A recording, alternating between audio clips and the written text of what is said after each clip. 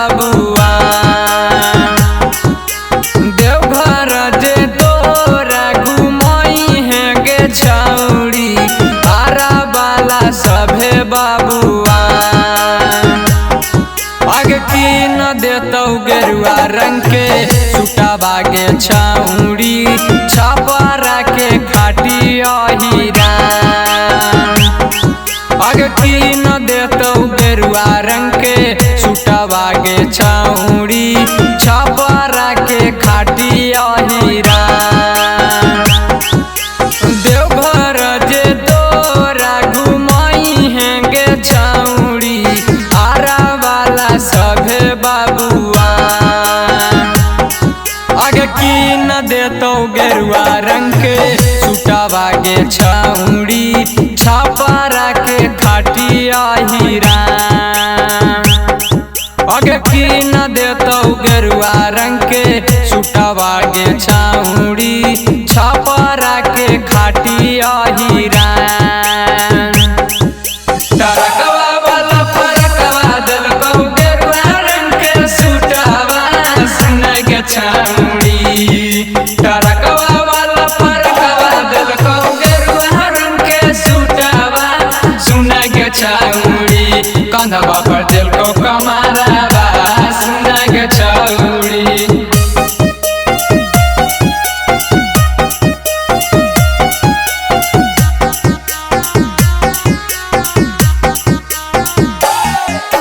सुल्तानगंज से जलावा उठाई है गे छौड़ी, कंधवा पर लेई के कमार।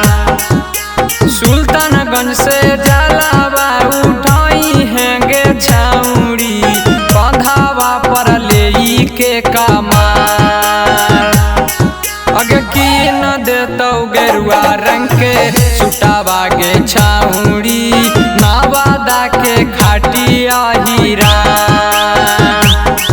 आगे की न देतौ गेरुआ रंग के सुटावा गे छौड़ी, हिसुआ के खाटी अहिरा।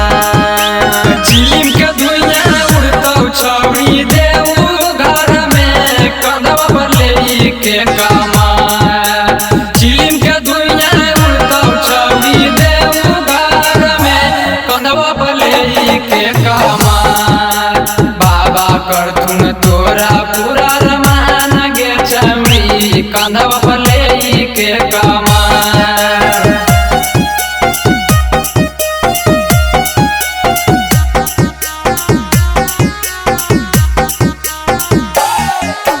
धतुरा बेला पातर चढ़ाई है गे छौड़ी, बाबा करथुन पूरा यारामान।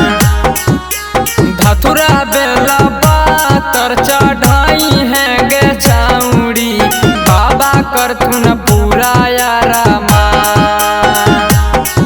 आगे की न देतौ गेरुआ रंग के फरकवा गे छौड़ी, काया वाला खाटी बाबुआ। आगे की न देतौ गेरुआ रंग के फरकवा गे छौड़ी, छपरा के खाटी अहिरा।